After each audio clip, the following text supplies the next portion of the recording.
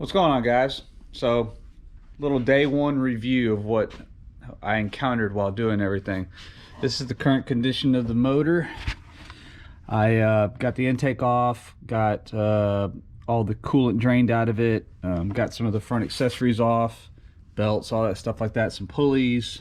When I was doing something like this, I watched the video ahead of time and I had a good understanding of what I should be looking towards for doing this.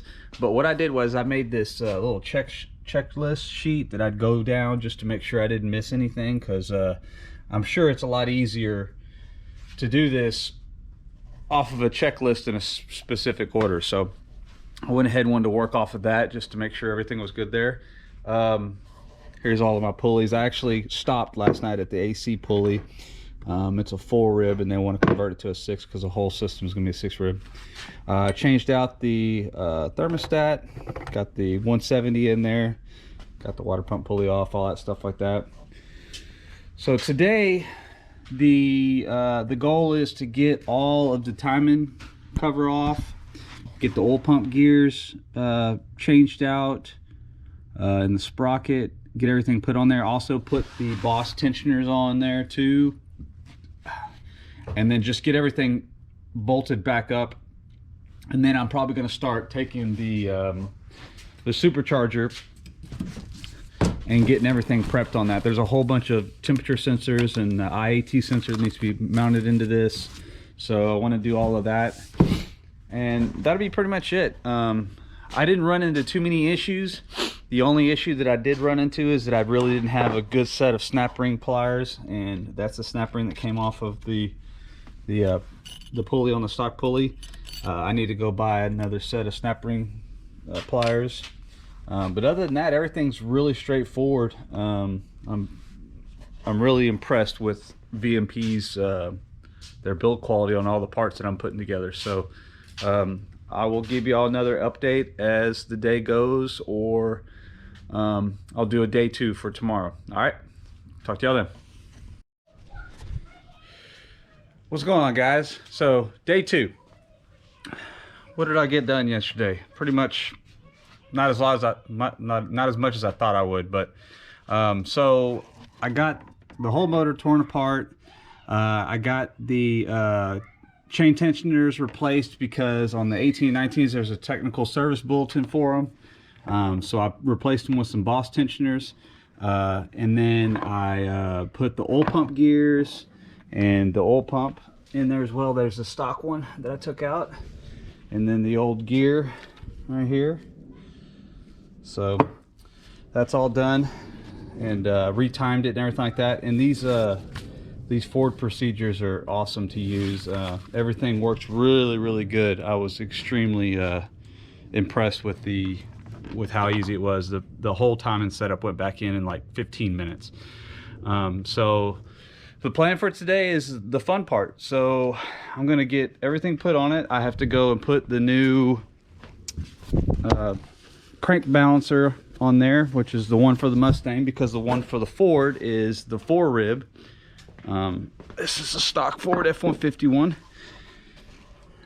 Okay, I'm sorry. So it's got a 6 rib right here, and then this is also a 6 rib, so it comes off of that. That's the difference.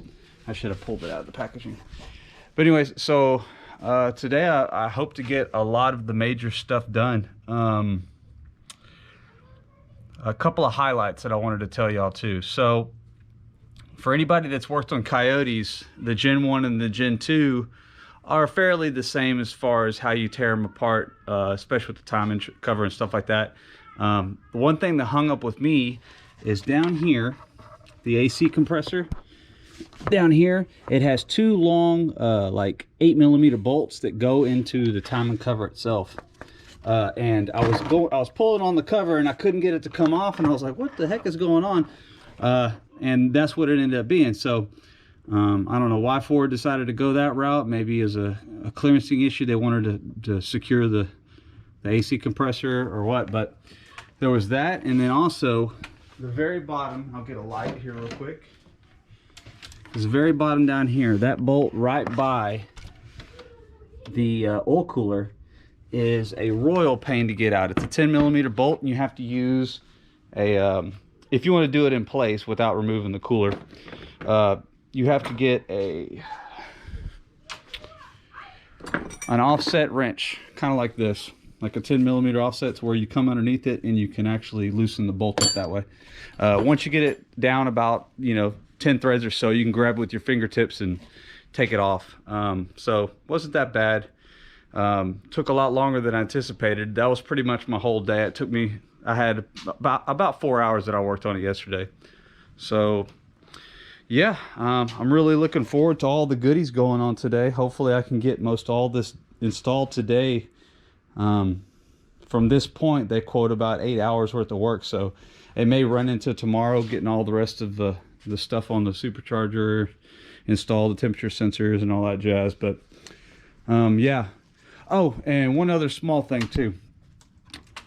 When you go to do the timing cover, make sure you pull the water pump before you pull the crank, because I actually had I drained most of the coolant out of the hose and the overflows right here, but when I did that, it had a lot of coolant left over, and I knew it was going to come out, but I didn't think anything about it.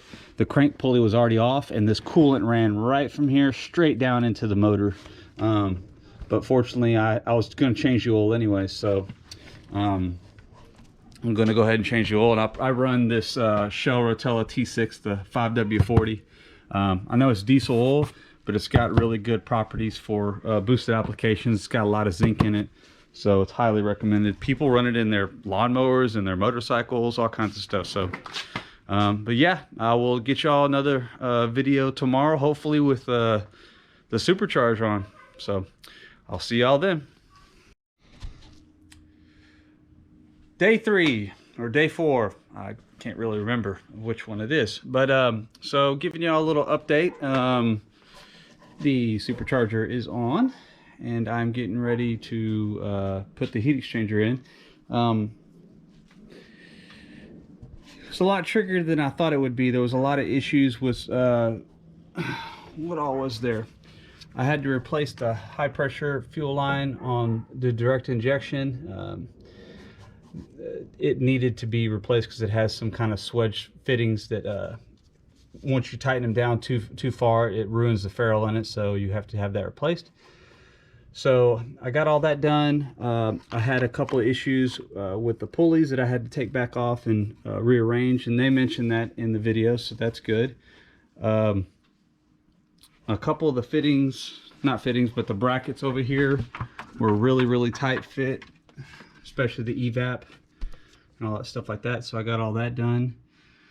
I think today my goal is to be done. I want to get the heat exchanger in, I want to get the throttle body on, I want to get the cold air intake on, I need to get the booster pump installed, and all that stuff.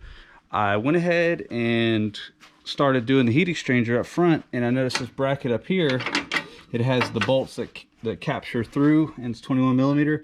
I had to open those up, so I don't know if it was just my bumper might have been a little low or what the deal was, but I had to open the bolt holes up. I haven't made it to this side over here, but I'm going to soon, so I had to actually open the bottom part of these bolt holes right here.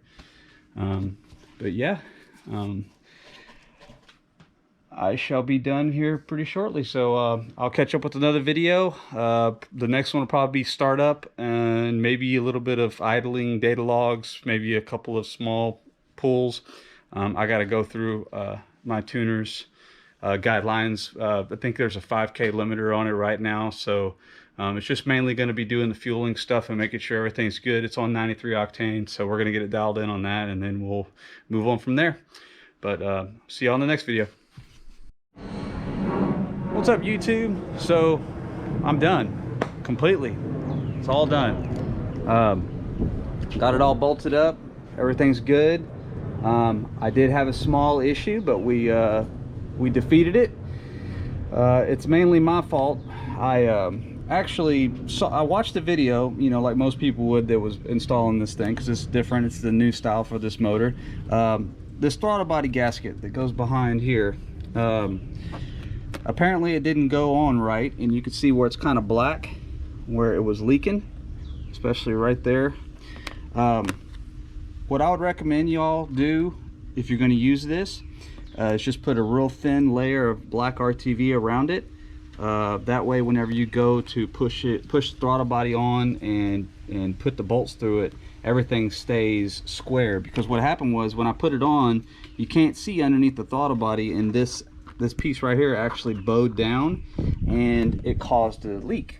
And me and Ken were fighting it for, like, it had to have been almost 7 or 8 revisions trying to get this thing right, to act right, like the tip in with the throttle and all kinds of stuff. He was working all kinds of magic, and we just kept having issues.